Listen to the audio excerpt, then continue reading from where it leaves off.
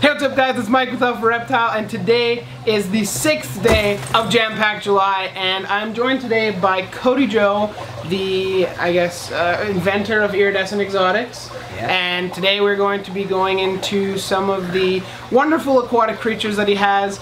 As you can see behind us a little bit right now, a couple massive rays, and we're gonna get Cody to talk about them, and I hope you guys enjoy the video.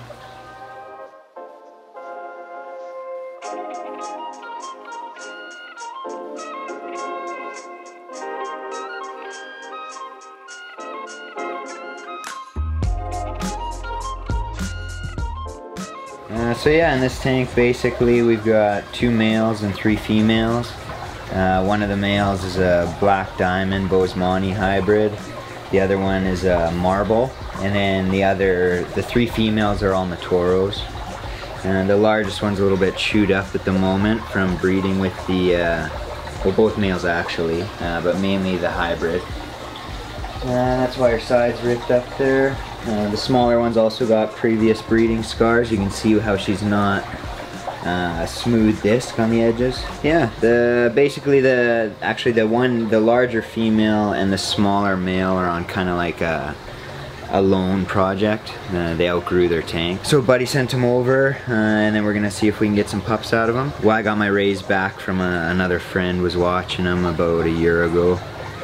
Before that I had some other rays, Leopoldi, black diamond hybrids and stuff. First one I got back in 2012, and that was a Matoro. Within probably 4 months, I think I was at 8 rays is what I had. So rays are one of those things that, for me anyways, just as soon as I got it, you feel it in your stomach. It's one of those things. This tank here's, the main tank itself is 425 gallons. It's 8 foot by 4 foot. And then the sump holds roughly 80 gallons. Most freshwater rays have the potential of getting anywhere from 24 to even up to 36 inches across, disc-wise. The biggest ray in here is about 22, 23 inches from front to back, not including the tail. So they get pretty large. The thing with rays too is they've got a huge bile load compared to other fish, so one ray is gonna put off the same amount of ammonia in the tank as like a whole pack of other fish. With those guys, good filtration is a must. I always go with either sump filters or I'll also add on like the Fluval FX5 canisters or FX6 now. Basically lots of water changes. Lots of people think that they need substrate. Rays typically do better actually with no substrate. Where they come from, it's more of a mud than the sand that you'll buy in the store. The sand still does fine, but they seem to do a lot better on just bare bottom. The majority of the different rays are different localities. So the black diamonds and Leopoldis will come from different areas. The regular Matoros and the marble Matoros will all come from different areas. Kind of like the reptiles in that sense. So, Cody, you've been keeping rays for about 6 years then? Total? Okay.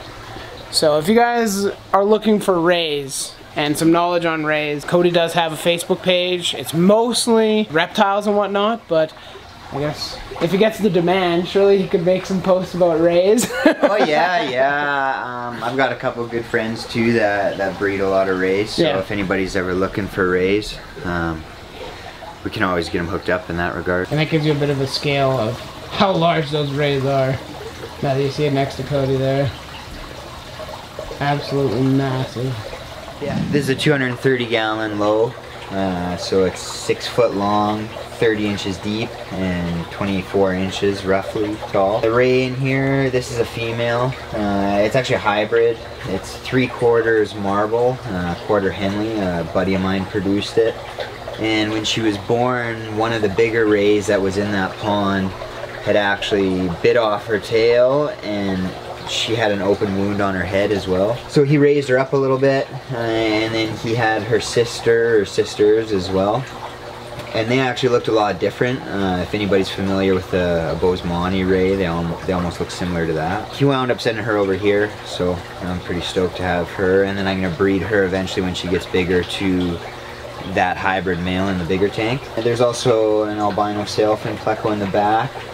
2 Dalhousie bishers hiding under the wood. And then in the very back corner, which is very black since the tank is blacked out, is an albino clown knife. Cool thing about this ray is it's completely harmless, so not that you would, but if you wanted, you could literally pick it up and she couldn't do anything to you. So now we're outside at Cody's pond. I don't know if you guys can hear the wind or not, hopefully not, but you can see here that we have some Chinese golden thread turtles. I was recently given these guys at a show. They've kind of outgrown the tank that somebody had for them. So this is a male, this is the female here. I basically have kind of been keeping them out in the pond here during the day, and then during the night I bring them inside. And then hopefully this weekend or next weekend I'm going to have an area built around the pond so that I don't really have to keep as close of an eye on them during the day. The golden threads are a pond turtle, kind of similar to like the red ear sliders.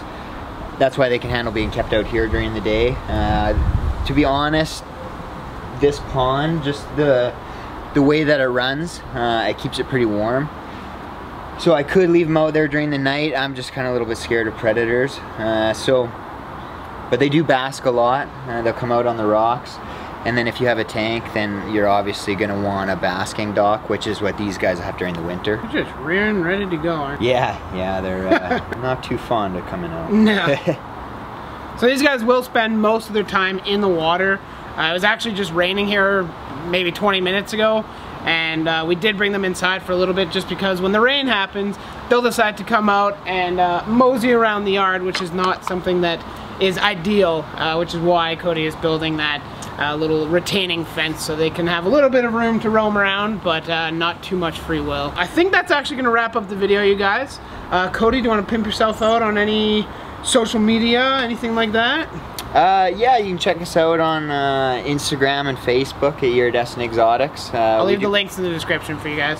Yeah, we kind of took a little bit of a hiatus from them, but now that we got babies coming again, we're gonna start hitting that pretty hard, so keep an eye on that.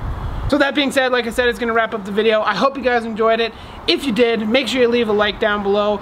Subscribe if you want to see more of Jam Packed July, a video every single day in July. If you guys have any questions, comments, concerns, anything like that, any questions for Cody, I do work with him as well, so Cody and I are good buddies, and if you guys have any questions, I'll make sure to get it answered for you. If you want to follow me on social media, anything like that, all the links are in the description for you guys. Next video, so next Friday the 13th, we're gonna have another reptile room tour, showing off some of Cody's reptiles. He's got an insane collection of stuff. You guys saw a fraction of what all he has, so stay tuned for that, and we'll see you next Friday. Yeah, sounds good. And we'll catch you in the next video. Later.